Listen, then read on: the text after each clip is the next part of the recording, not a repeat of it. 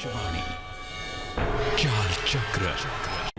नमस्कार, बहुत स्वागत है आपका। आप देख रहे हैं चाल चक्र और मैं हूं आपके साथ शैलेंद्र पांडे। आपकी शादी हो जाए और वैवाहिक जीवन आपका अच्छा रहे तो जिंदगी स्वर्ग बन जाती है, और अगर विवाह के बाद वैवाहिक जीवन बुरा हो जाए तो नर्क ढूंढने के लिए और कहीं जाने की जरूरत नहीं है, आपका वैवाहिक जीवन ही नर्क हो जाता है। आज हम जानेंगे कि वैवाहिक जीवन की विशेष समस्याएं कौन सी हैं। वो कौन सी छोटी छोटी समस्याएं हैं जो शादीशुदा जिंदगी में वैवाहिक जीवन में दिक्कतें पैदा करती हैं, और इन समस्याओं के समाधान क्या हैं। चाल चक्र में आज क्या खास है, चलिए बताते हैं आपको। चाल चक्र में आज बात करेंगे वैवाहिक जीवन की विशेष समस्याओं के बारे में। बात करेंगे उन उपायों की जो आपके वैवाहिक जीवन को अच्छा बना देंगे, और आपको वो उपाय बताएंगे जिसको करने से आपका वैवाहिक जीवन निश्चित रूप से सुखद हो जाएगा। तो वैवाहिक जीवन की विशेष समस्याओं पर बात करेंगे और आपको उपाय बताएंगे जिन उपायों को करने से उन समस्याओं से आपको छुटकारा मिल सकता है। चलिए कार्यक्रम की शुरुआत करते हैं और सबसे पहले जानते हैं कि 24 अप्रैल का पंचांग क्या है। तिथि है वैशाख शुक्ल पक्ष की प्रतिपदा, इसके उपरांत द्वितीया तिथि। नक्षत्र है भरणी, इसके उपरांत कृत्तिका नक्षत्र। चंद्रमा मेष राशि में संचरण कर रहे हैं। राहु काल का समय सवेरे के 10:30 से दोपहर के 12 बजे तक। पश्चिम दिशा की तरफ यात्रा करने की मनाही है, लेकिन अगर यात्रा करना जरूरी है, मजबूरी है, तो जरा सी दही खाकर और भगवान का स्मरण करके यात्रा करेंगे तो मुश्किल से बचे रहेंगे। वैवाहिक जीवन की समस्याओं पर बात करें उसके पहले आपको बता देते हैं कि आज की जिज्ञासा क्या है। आज की जिज्ञासा है कि जिनकी कुंडली में बृहस्पति अच्छा है, शुभ परिणाम देने वाला है, क्या उन्हें पीली वस्तु का दान नहीं करना चाहिए? यानी अगर कुंडली में बृहस्पति शुभ है, अच्छे परिणाम दे रहा है, तो आप पीली चीज का दान नहीं करेंगे। इसमें कितनी सच्चाई है, इसकी पड़ताल करेंगे आगे अपने कार्यक्रम में और आपको बताने की कोशिश करेंगे कि इस जिज्ञासा का समाधान क्या है। पहली समस्या पे आते हैं। वैवाहिक जीवन की जो पहली मुश्किल है, पहली मुश्किल है कि विवाह के बाद पति पत्नी के विचारों में तालमेल नहीं बैठ पा रहा है। पत्नी कुछ और कहती है किसी विषय पर, पति कुछ और कहता है, दोनों एक दूसरे के एक पॉइंट पे आके नहीं मिलते हैं, तो नतीजा होगा कि पति पत्नी के विचार अलग अलग होंगे और इसकी वजह से घर में तनाव होगा। कारण क्या है इसका कि पति पत्नी के विचार नहीं मिलते? देखिए, अगर पति पत्नी की राशियों में मित्रता न हो तो ऐसी समस्या हो जाती है। पति की राशि है कर्क, पत्नी की राशि है कुंभ, दोनों 6, 1, 8 की राशियां हैं, खडाष्टक की राशियां हैं। ऐसी दशा में बेहतर होगा कि ये शादी ना की जाए, लेकिन अगर शादी कर ली है तो तालमेल अच्छा नहीं होगा, क्योंकि राशियों में मित्रता नहीं है। पति के विचार और पत्नी के विचार ऐसी दशा में मेल नहीं खाते। और चलो ग्रह नहीं मिल रहे हैं, कोई बात नहीं, लेकिन ऐसा कभी कभी हो जाता है कि पति और पत्नी के ग्रहों में शत्रुता होती है। एक की राशि है मकर शनि की, एक की राशि है सिंह सूर्य की, तो दोनों राशियों में क्या होगा? शत्रुता होगी। शत्रुता होने से रोज वाद विवाद होता रहेगा, बेवजह का कलेश घर का माहौल खराब करता रहेगा। क्या उपाय करना चाहिए? ऐसी दशा में पति पत्नी को नियमित रूप से भगवान शिव की पूजा करनी चाहिए। खास तौर से अगर पतिदेव करें तो बहुत ही अच्छा होगा, नहीं तो पति पत्नी दोनों ही शिव जी की पूजा करें। हर सोमवार को सफेद चीजों का दान करें, जैसे चावल है, चीनी है, दूध है, इसका दान करें। या तो बेडरूम में सफेद फूल लगाएं या सफेद फूल का चित्र अपने बेडरूम में आप लगा लें, आपके लिए बहुत ही अच्छा होगा। पति पत्नी के विचारों में जो तालमेल नहीं मिल पा रहा है वो तालमेल मिलना शुरू हो जाएगा। कभी कभी ऐसा होता है कि पति पत्नी की शादी हो गई, लेकिन नौकरी की वजह से, सेहत की वजह से, सेटलमेंट की वजह से कुछ कारण ऐसे बनते हैं कि पति पत्नी को एक दूसरे से दूर दूर रहना पड़ता है। ऐसी नौबत भी आ जाती है, ऐसे मौके भी आ जाते हैं कि पति पत्नी शादी तो हो गई लेकिन एक दूसरे से दूर दूर रह रहे हैं। कारण क्या है? अगर शादी होने के तुरंत बाद पति या पत्नी की कुंडली में शनि की दशा आ जाए या राहु की दशा आ जाए तो इससे चीजें सेपरेट हो जाती हैं, इससे चीजें सेपरेटिव हो जाती हैं और सेपरेटिव होने की वजह से पति पत्नी का तालमेल नहीं बन पाता और अक्सर इन दोनों को दूर रहना पड़ता है, क्योंकि शनि या राहु सेपरेशन करवा देते हैं, अलगाव करवा देते हैं। पत्नी रहती है दिल्ली में और पतिदेव नौकरी करते हैं बेंगलुरु में, ऐसा हो जाता है। यहाँ पे करियर की वजह से या नौकरी की वजह से एक दूसरे से दूर रहने की मजबूरी आ जाती है और काफी प्रयासों के बावजूद भी पति पत्नी एक साथ नहीं रह पाते। क्या उपाय करना चाहिए? पति पत्नी को नियमित रूप से मधुराष्टक का पाठ करना चाहिए। जहां पति रहते हैं वहां कहें और जहां पत्नी रहती है वहां पढ़ें। मधुराष्टक का नियमित रूप से पाठ करना चाहिए। हर शनिवार को पीपल के वृक्ष के नीचे सरसों के तेल का दीपक जलाना चाहिए। पति पत्नी दोनों को उससे लाभ होगा। और अपने शयन कक्ष की, अपने बेडरूम की जो उत्तर की दीवार है, जो नॉर्थ साइड की वॉल है, उस पर पति पत्नी का ज्वाइंट चित्र, संयुक्त चित्र लगाना चाहिए।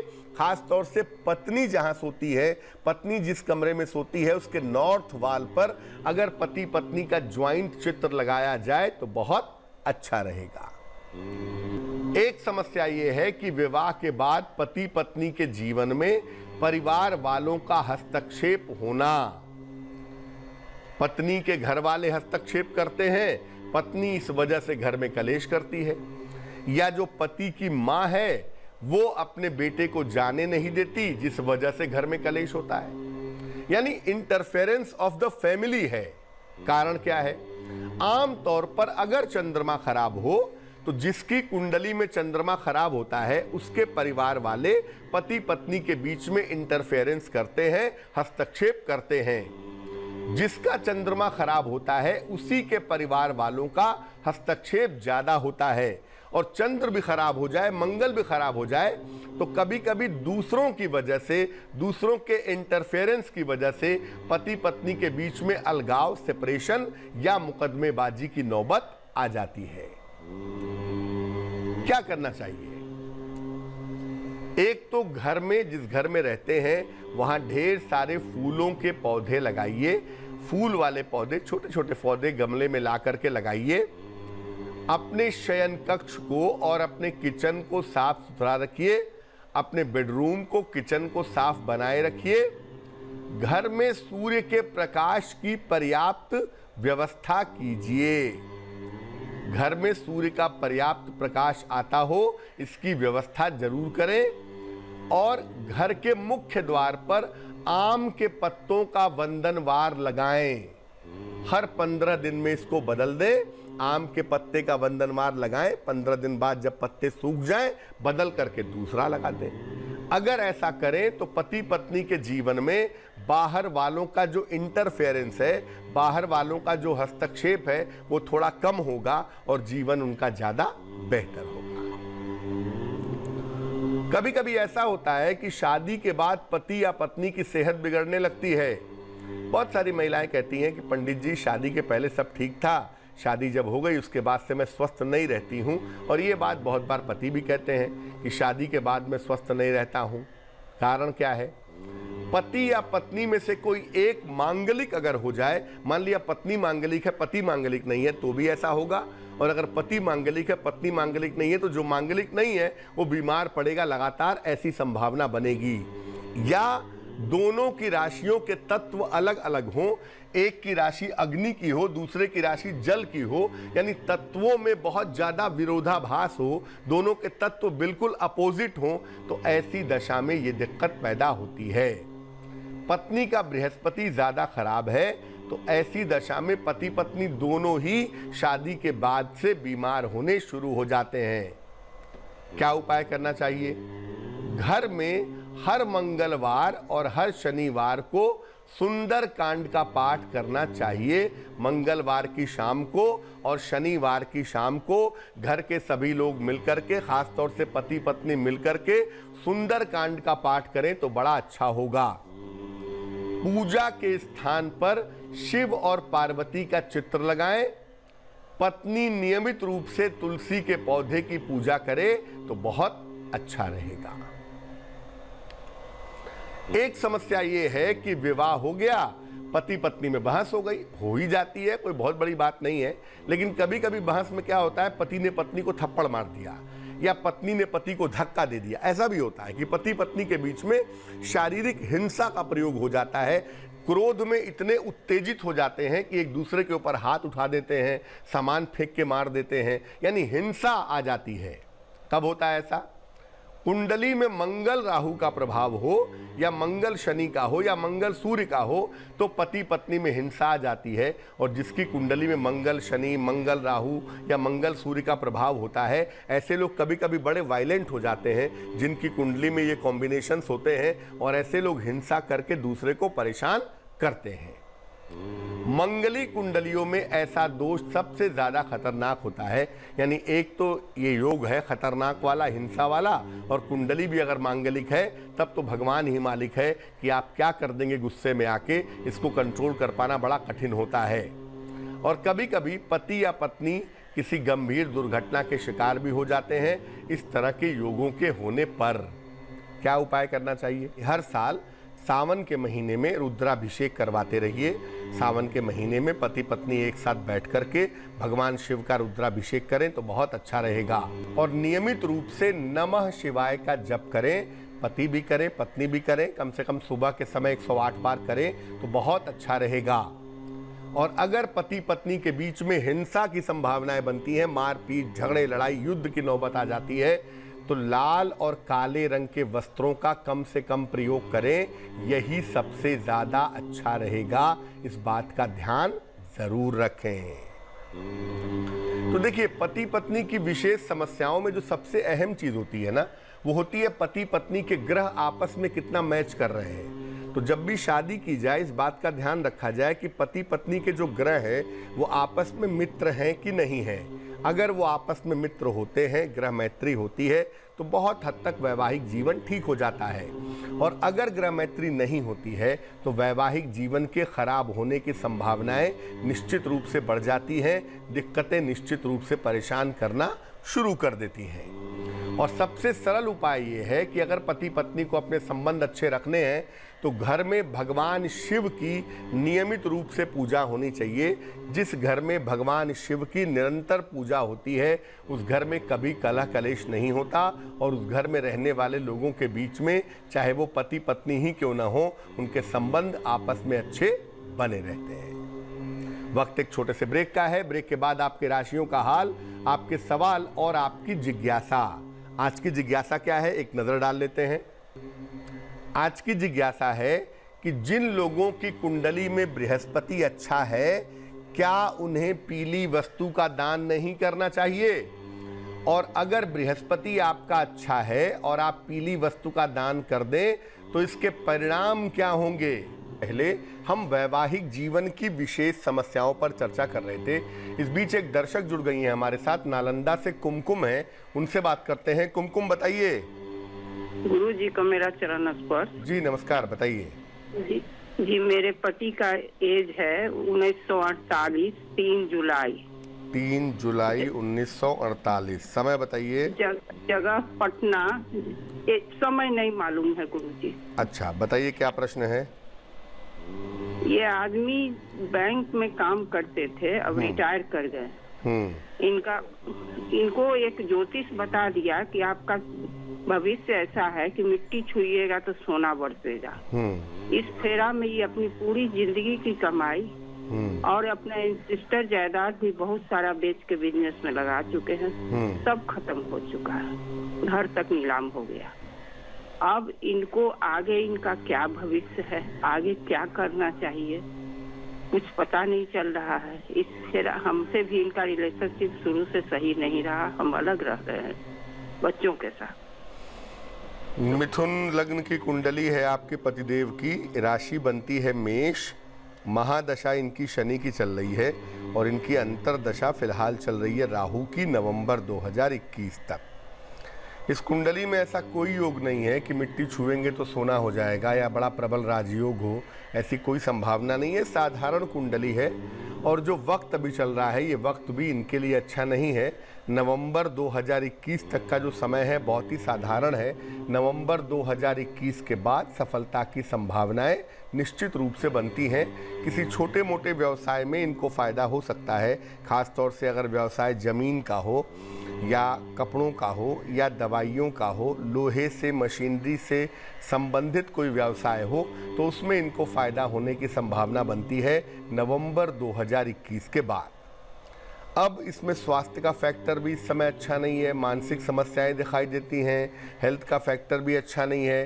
तो उसे बेहतर करने के लिए इनको ऐसा करना चाहिए कि एक पन्ना बनवा करके पहन लेना चाहिए, 6 से 8 रत्ती का पन्ना चांदी की अंगूठी में, दाहिने हाथ की सबसे छोटी उंगली में, और इसे बुधवार की शाम को अगर ये धारण करें तो इनके लिए अच्छा रहेगा। वक्त एक और छोटे से ब्रेक का हो गया है और ब्रेक के बाद वापस आएंगे तो आपके राशियों का हाल आपको बताएंगे, आपके सवाल का जवाब देंगे और आपकी जिज्ञासा का समाधान कर रहे थे। वैवाहिक जीवन की विशेष समस्याओं के बारे में और आपके सवाल का जवाब भी हम दे रहे थे। अब हम बात करेंगे आपके राशियों के हाल की, आपके सवाल का, जिज्ञासा का समाधान भी करेंगे, लेकिन उसके पहले स्वस्थ रहने के सरल उपाय निरोगी भव में। अगर आप नियमित रूप से पैदल चलते हैं, कम से कम 24 घंटे में आधे घंटे टहलते हैं, तेज पैदल चलते हैं, तो आपका आलस्य कम होगा और आपका जो मस्तिष्क है, आपका जो ब्रेन है, वो ज्यादा अच्छा काम कर पाएगा। चलिए राशियों के सिलसिले की शुरुआत करते हैं। सबसे पहले मेष राशि।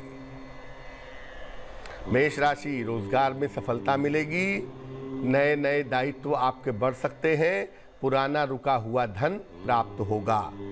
शुभ रंग सफेद और भाग्य होगा 90%। वृष राशि, धन के खर्चे बढ़ेंगे, सेहत का बहुत ध्यान रखें, मां लक्ष्मी की पूजा करें।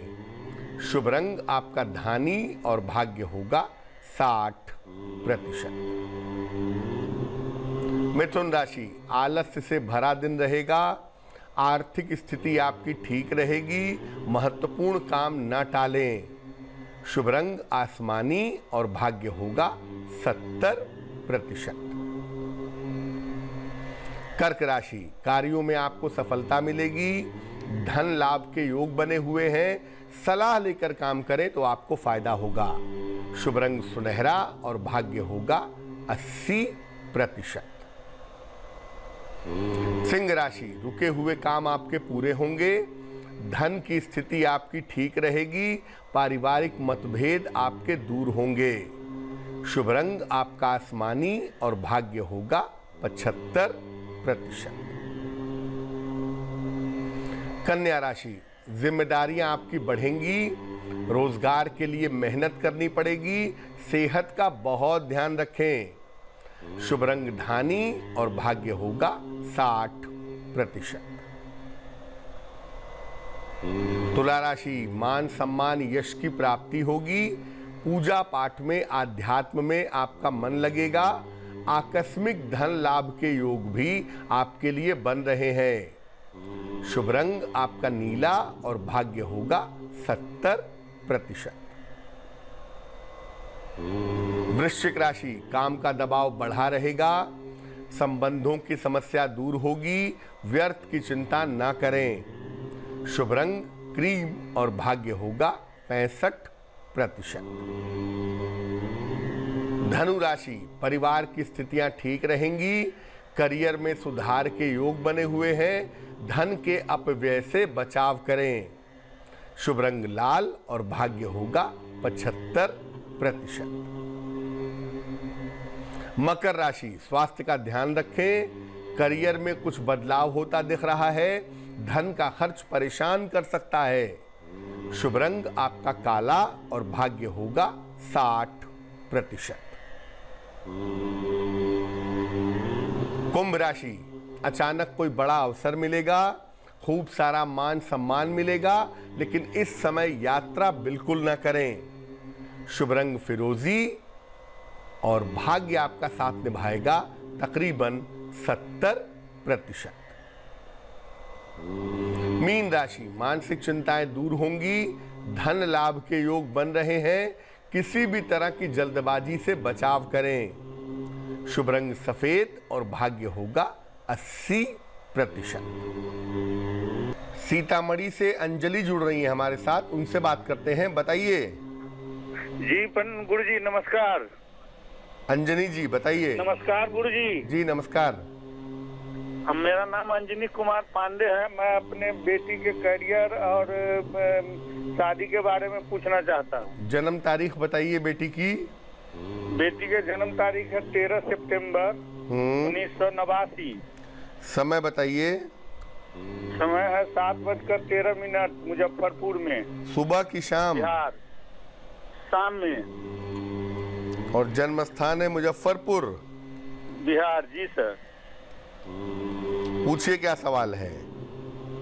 इसका करियर अभी IT में काम करती है अहमदाबाद में, और इसकी बीटेक है इलेक्ट्रॉनिक्स में। इसका करियर में अभी कैसा रहेगा आगे चलकर, और शादी कब होगी? मीन लग्न है इनका, राशि इनकी कुंभ बनती है, महादशा बृहस्पति की चल रही है इस समय, और अंतरदशा शुक्र की है मई 2021 तक। पहले तो बता दूं कि करियर इनका बहुत ही अच्छा है, करियर में कहीं कोई प्रॉब्लम नहीं है, और बाद में IT फील्ड में ही इनके विदेश जाने की संभावनाएं भी बनती हैं। करियर इनका बहुत ही सुंदर दिखाई दे रहा है। जहां तक विवाह की बात है, विवाह स्वयं की इच्छा से करेंगी किसी जाने पहचाने लड़के के साथ। मई 2021 के बाद स्वयं की इच्छा से विवाह करने की संभावना बनती है। आप ऐसा करिए कि इनको एक मोती बनवा के पहना दीजिए, 10-12 रत्ती की मोती चांदी की अंगूठी में, दाहिने हाथ की सबसे छोटी उंगली में। सोमवार की रात को मोती पहनने से इनको फायदा होगा। और अगर नित्य प्रातः रोज सवेरे सूर्य भगवान को जल चढ़ा सके तो और भी ज्यादा अच्छा रहेगा। एक दर्शक जुड़ रही है कोलकाता से, श्वेता है हमारे साथ, उनसे बात करते हैं। श्वेता बताइए। जी गुरुजी, मैं अपनी शादी के बारे में पूछना चाहती हूँ। शादी को लेके घर में बहुत ज्यादा परेशान है। जन्म की तारीख बताइए। 19 मई 1986, 8:20 PM। 8:20 PM। कहाँ पे जन्म हुआ है? लोकेशन पटना। और दिक्कत आ रही है कि अभी तक आपका विवाह नहीं हो पा रहा है? बहुत कोशिश की गई है लेकिन कुछ भी नहीं हो पाया। मेरे करियर में भी कुछ नहीं हो पा रहा है। मैं उसमें भी चेंज चाह रही हूँ, जगह भी चेंज चाह रही हूँ, और कंपनी भी चेंज चाह रही हूँ, उसमें भी कुछ नहीं हो पाया। वृश्चिक जी, वृश्चिक लग्न है आपका, कन्या राशि है आपकी, महादशा आपकी राहु की चल रही है, और अंतरदशा फिलहाल सूर्य की चल रही है जून 2020 तक। पहले मैं आपको बता दूं कि जून के बाद, जून 2020 के बाद आप अपने करियर में, अपनी नौकरी में बदलाव करेंगी, और आपका स्थान परिवर्तन भी होगा, चेंज ऑफ प्लेस भी जरूर होगा। उसके लिए तैयार हो जाइए। जून से लेकर अक्टूबर तक के बीच में करियर बदलने की, स्थान बदलने की संभावना अच्छी बनती है। जहां तक आपके विवाह का प्रश्न है, आपके विवाह का समय भी जून के बाद ही शुरू होता है। चंद्र की दशा में विवाह होगा आपका, यानी इस साल के अंत में या अगले साल की शुरुआत में आपका विवाह होने की संभावना बनती है। और वैवाहिक जीवन भी आपका कुल मिला जुला करके ठीक दिखाई देता है, इसमें चिंता करने की जरूरत नहीं है। जल्दी आपकी शादी हो जाए और आपका करियर बहुत अच्छा हो जाए, इसके लिए आप ऐसा करें कि एक पीला पुखराज बनवा के पहन लें, येलो सैफायर। इसका वजन होगा तकरीबन 5-6 रत्ती सोने या पीतल की अंगूठी में, दाहिने हाथ की तर्जनी उंगली में। इसे पहना जाएगा बृहस्पतिवार को सवेरे। इसको पहनने से निश्चित रूप से करियर की अड़चनें और विवाह की समस्याएं दूर हो जाएंगी। चलिए अब बात कर लेते हैं उनकी जिनका जन्मदिन है 24 अप्रैल को। जिन लोगों का जन्मदिन 24 अप्रैल को है उन्हें हम सब की तरफ से जन्मदिन की हार्दिक शुभकामनाएं। आपको बता दूं कि आने वाले साल में आपका स्वास्थ्य अच्छा रहेगा, धन की स्थिति कुल मिलाकर ठीक रहेगी। करियर में थोड़ी सी मुश्किल दिख रही है कि गलत डिसीजन आप कोई लेंगे ऐसा लग रहा है, थोड़ा ध्यान रखें तो दिक्कत नहीं होगी। संपत्ति को लेकर किसी तरह की मुकदमेबाजी, किसी तरह के विवाद हो सकते हैं, इसका आपको ध्यान रखना चाहिए। क्या करना चाहिए? पूरे साल भर मां लक्ष्मी की अगर आप उपासना करें तो आपके लिए बहुत अच्छा रहेगा। चलिए अब जान लेते हैं आज की जिज्ञासा और उसका समाधान। आज की जिज्ञासा है कि जिनकी कुंडली में बृहस्पति अच्छा है, क्या उन्हें पीली वस्तु का दान नहीं करना चाहिए? और अगर बृहस्पति अच्छा है और पीली चीज का दान कर दे तो क्या परिणाम होंगे? देखिए, पीली वस्तुओं का जो संबंध है ये बृहस्पति यानी गुरु से है। अगर कुंडली में गुरु या बृहस्पति अशुभ है तो पीली चीजों का दान करना चाहिए। लेकिन अगर कुंडली में गुरु शुभ है, बृहस्पति अच्छा है, तो पीली चीजों का दान न करें। अगर बृहस्पति अच्छा होने के बावजूद आप पीली चीज का दान करते हैं तो आपकी कुंडली का जो बृहस्पति है वो कमजोर होगा और वो आपको शुभ फल नहीं दे पाएगा। चलिए अब जान लेते हैं शुभ पहर का महत्वपूर्ण समय क्या है। शुभ पहर का समय है शाम को 6 बजे से 7:30 तक। इस समय में मां लक्ष्मी के सामने घी का दीपक जलाएं। धन संबंधी जो समस्याएं हैं, धन संबंधी जो बाधाएं हैं, उसमें निश्चित रूप से सुधार होगा। लेकिन करेंगे ये उपाय शुभ पहर में ही और समय होगा शाम को 6 बजे से 7:30 के बीच में। तो आज के लिए चाल चक्र में बस इतना ही। स्वस्थ रहिए, प्रसन्न रहिए, अपना बहुत ख्याल रखिए। मुझे दीजिए इजाजत।